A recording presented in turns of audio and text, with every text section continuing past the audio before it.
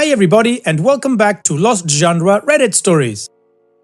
This post is from the subreddit Am I the A-hole, and it's by user Tan Koman. Am I the A-hole? Told my friend that of course her husband was cheating because she had spent literally years enabling him. I've been sighing non-stop for hours at this. You see these stories on Reddit and you think, of course this doesn't really happen in real life, it's just people making this up. And now this happened and I just want to scream into a pillow because I refuse to believe that 1, this crap actually happened, and 2, I'm made out to be the bad guy here. I know projection is real, but damn. Okay, back to the start. About a literal decade ago, I made a friend at uni while getting my master's degree. We bonded when I literally found her crying in some corner and I ended up comforting her. To be clear, by this point, I already was happily married and this wasn't anything romantic. I'm 40, got married at 28. The reason she was crying in a corner that day was that her boyfriend was cheating. Now, this wasn't some guy who got crap-faced at a party and made out with some girl. Hell no. This was some cartoon villain-level crap. He was traveling for work a lot, but he really loved her and was planning to marry her. They got matching tattoos, and then it turned out he wasn't actually working all that much. He was just engaged to another woman. But wait, how did he explain that tattoo to his fiancée? Oh, he didn't have to. She had one too. Yep. He got both his partners to get the same tattoo, but used it as proof of how in love he was with them. Well, she found out when some friend of his fiancé tagged him in a picture with that tattoo visible, and then the lies unraveled. Yada yada yada. Fast forward to where I found her crying in a corner. The next few months were really rough as she was trying to get over him, and as she told his fiancé about this and was getting angry mean texts and DMs from the dude, often sending her spiraling, and she needed a lot of support, which I was there to give, and we became really good friends over that period. Honestly, she's probably at least partially responsible for me doing as well as I did, as she became my study partner and was often doing 80% of the work on group projects. So, win-win. Then we got our degree and drifted a bit apart as we were no longer in daily contact, and it turns out that my proximity was literally the only thing keeping her off the edge of the dumbest, most obvious spiral in the world. See, after her ex was done sending her mean texts, he shifted to actually being very, very sorry. She was apparently the love of his life, and he would apparently never forgive himself for how he treated her. We had a bit of a falling out when she actually fell for that crap. She told me how he changed and how well he was treating her, and I told her that was clearly temporary, and I'd even bet that he was either currently already trying this same crap with his fiancée, who broke up with him after his cheating was discovered, or had already failed to do it with her and was going for his plan B. She told me I just didn't know him like she did, and that this was love worth fighting for. I told her that I think I might actually know him better than she does and know exactly how this is going to end, which it will, and got called an a-hole for my trouble. Sure, I dropped the issue as it was clearly getting me nowhere. I brought it up briefly again when they got engaged and got immediately shut down. I did not attend a wedding. It was weird time because we sort of drifted apart after that, as I didn't like the guy, and with them living together and then married, it's not like I could avoid hanging out with him if I wanted to hang out with her. But also, a bit later, she was looking for work because COVID, and I ended up getting her recruited to my organization, so we've been working together. She's very good at her job. We weren't as close as we used to be, but we still hung out at work. Unfortunately, it's hard to find fellow haters to hang out with at my job, and she is such a hater. Soon, she was pregnant, and then off for maternity leave. Well, imagine my surprise when after she came back from her leave, I started hearing about how he was working late. You know, all those emergencies when you work QA for a tech firm, gotta assure that quality all hours of the evening all of a sudden. I called it out immediately. Yes, obviously he is cheating. Obviously, because this is what he does, and childbirth is basically the textbook moment it's gonna happen. Well, I got yelled at. Apparently, I just never liked him, never gave him a shot, and always think the worst of people. Now, granted, I indeed never liked him, never gave him a shot, and always think the worst of people. But come on. You read the tattoo story. That is literally the first thing I learned about this guy. What else would I possibly be thinking of him? So I just stopped bringing it up. She'd tell me how hard it was to care for a child by herself because of all those really late hours her husband was working, and I just nod and smile and move on to the next topic. This lasted months, and here we are, a full decade later, and we have come full circle. I find her crying in a corner. Okay, she was actually crying at her desk in the office, but that's not as narratively appropriate, so we'll pretend it's a corner. Imagine my utter surprise when I turned out her beloved husband was, are you ready for it? Cheating. He was cheating. My God. Who could have possibly seen it coming except literally everyone?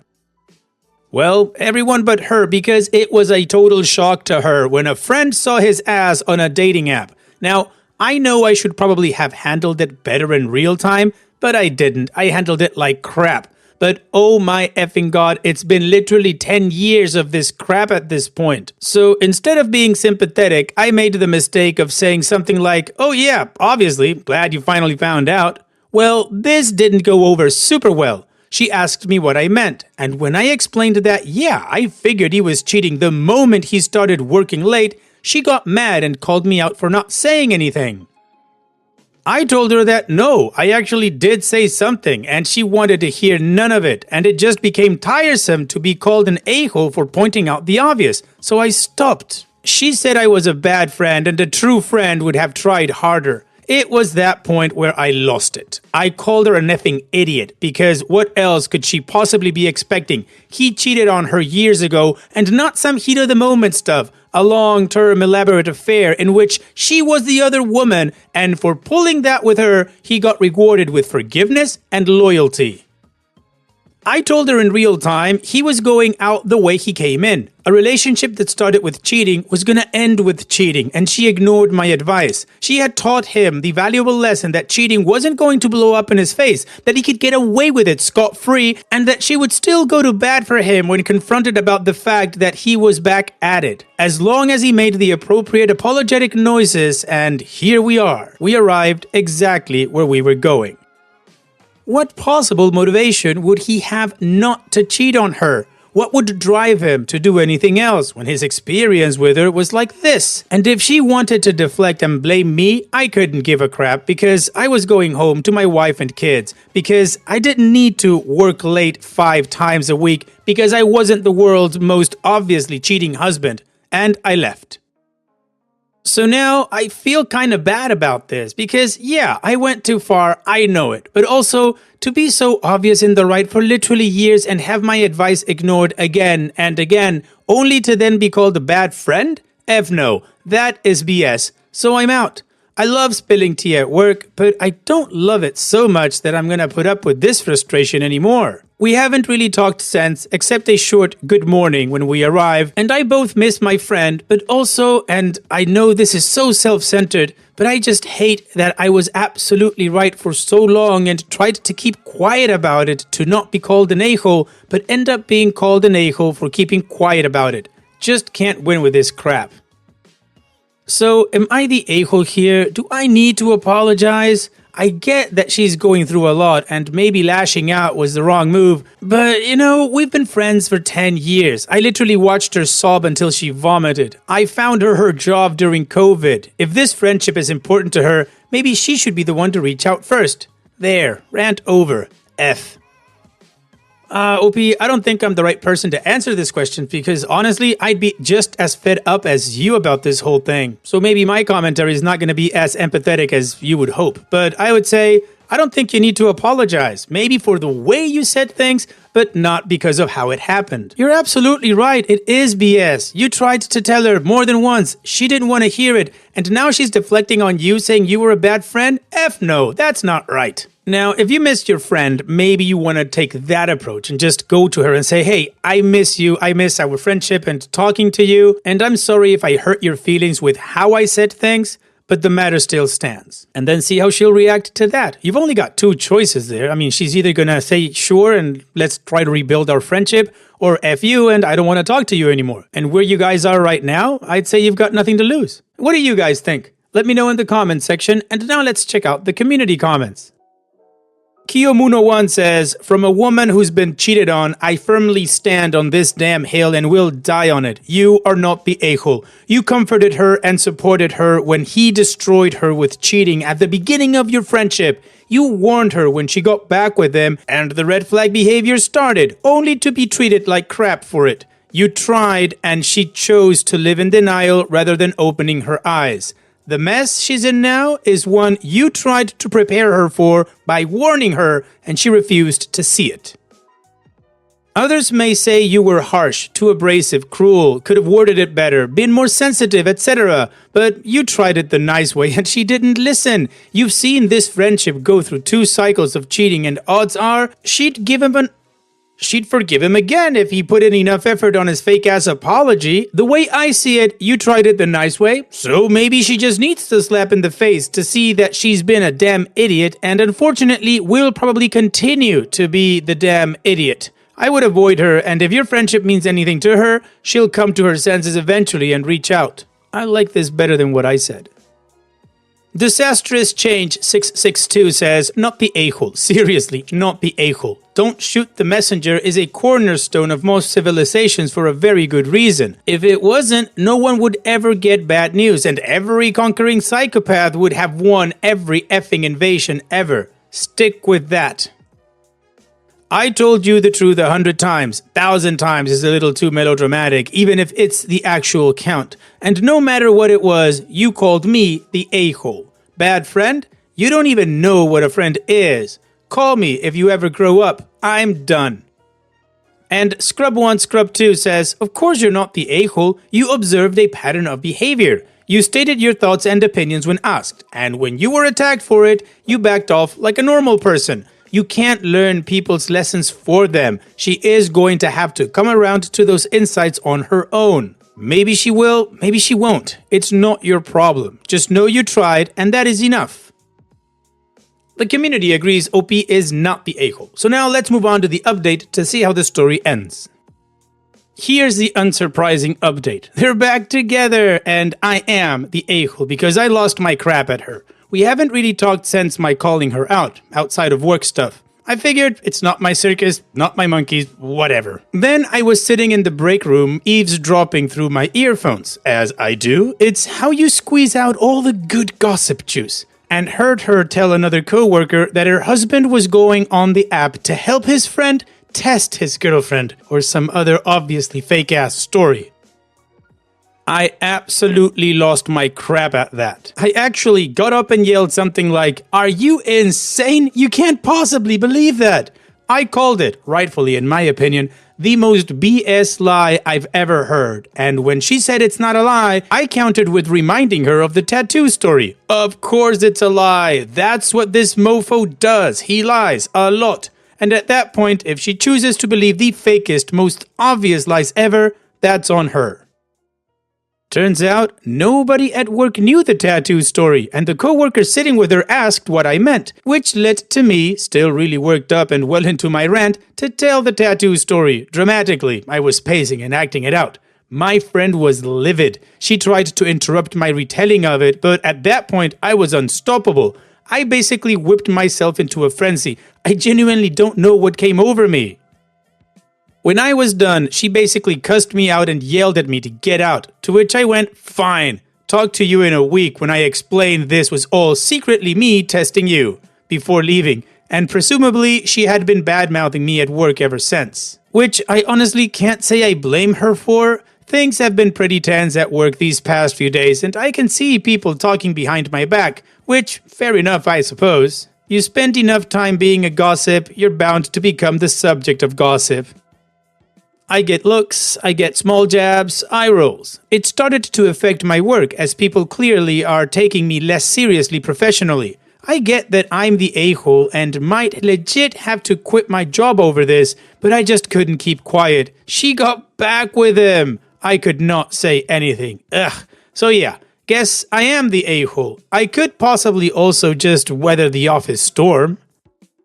They probably can't resent me forever over this, and I assume we'll have something else to gossip over eventually, but this is still hugely embarrassing. And yeah, I know the comments are gonna be brutal, which again, fair enough. I could probably just ride off into the sunset with the update, but I just could not tell anyone. She just got back with him. Again, insane. Well, Peep, everyone's got a limit for too much stupidity, and you had an overdose of it, man. I mean, your friend really doesn't take the cake. She took the bakery and the one next door. So whatever it is you decide to do, I hope it's the best for you. Your friend is far gone. Take care, Opie, and thanks for sharing. And now, let's finish this video with a mood booster post. This post is from the subreddit Petty Revenge, and it's by user DittoJ. Ex lies during divorce to have me jailed, and instead he is left with remorse.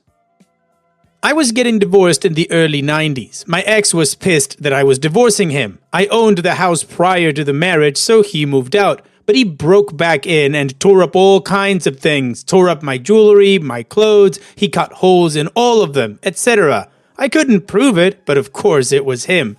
When we went to divorce court, he gave the judge a 2-page list of things that he supposedly brought to the house with him prior to marriage that I refused to return. My attorney showed me the list, and it was stuff that he never owned in the first place. He totally wanted me thrown in jail for contempt of court. My alternative was to pay like $2,000, and I wasn't about to do that. I opted for jail, but my friends kept telling me to just pay it. I refused. 2 days before I was to appear in court, a girlfriend of mine asked if she could see the list. Sure. She noted that things he said were there didn't give much, if any, of a description. For example, he says there's a gun. He didn't say what kind of gun. He said there was a computer. He didn't say what kind of computer, and so on. Her point was that if I went around and bought everything on the list, it would probably cost me about $200, and that was worth staying out of jail. I agreed, knowing it would also be worth him being livid and his plan didn't work. So I made a game of it. I went around to pawn shops and resale stores, and I told whoever was in charge there that I was on a scavenger hunt, and I briefly explained what was going on. They all loved the idea and helped me get through my list rather quickly. Here are some lovely examples of what was boxed up for him. Gun, an old rusty cap gun. Screwdriver set, same, old and rusty. Clothing, Goodwill horrid stuff. Bust or statue, made one myself from clay knives. Old and rusty camping gear, an old pan, matches, and tiny tarp. And one of my favorites that I remember was, he said he had a Monopoly game, so I sent him a Goodwill find without any of the pieces, just the board. I wish I could remember everything that we got. It was so much fun, and when we got home, we had a videotape boxing them all up and going through the items one by one. My attorney told the judge that I had found at the attic and I just hadn't seen it before. So sorry. The judge told my attorney to simply drop the box off at his attorney's office and that the divorce was final. My only regret is not being able to see his face when he opened up that box of garbage, and there was nothing he could say because he made the stuff up in the first place. It's been 30 years and I still get joy thinking about it. Opie's edit. Thanks for the love. Yes, this is 100% legit. I am a grandmother. Back in the 90s, things were much different than today. Few cell phones, bag phones, or big brick satellite phones. Computers were still family computers. This happened in Williamson County, Texas. Feel free to look it up and read about the history of the Big Old Boys Club and how they treated women. Still to this day, if you're caught with even a blunt in that county, you're gonna go to jail. The list that I received was a handwritten list from my ex. There were no serial numbers, no indicating marks, no ages. There was absolutely no description. That alone gave my friend the idea. And yes, if a judge tells you to do something and signs an order for you to do it and you fail to do it, that is considered contempt of court. I think a lot of people are thinking of contempt of court as doing something to piss off the judge in the court, and that's not the only way you can be found in contempt. The judge ordered me to either come up with the money, the items, or go to jail for contempt. The judge didn't come up with a $2,000 amount. My ex did. Everything, the house, the contents, absolutely everything had been mine before we got together. He wanted to get out of it with something, so he came up with this scheme because he thought I would have to come up with the money since he knew the items didn't exist. Not only was $2,000 a lot of money back then that I did not have it, even if I did, I wasn't going to pay it. I was young, petty, and extremely stubborn. Back then, desktops were still very expensive, so that and an arbitrary gun along with the other items would likely been around that amount, if they existed. This is no joke except for the fact that I got the best petty revenge ever and I can most definitely laugh about it. I wonder if I could get a copy of the file. Willoughby, it was a petty revenge with malicious compliance written all over it. Thank you so much for sharing.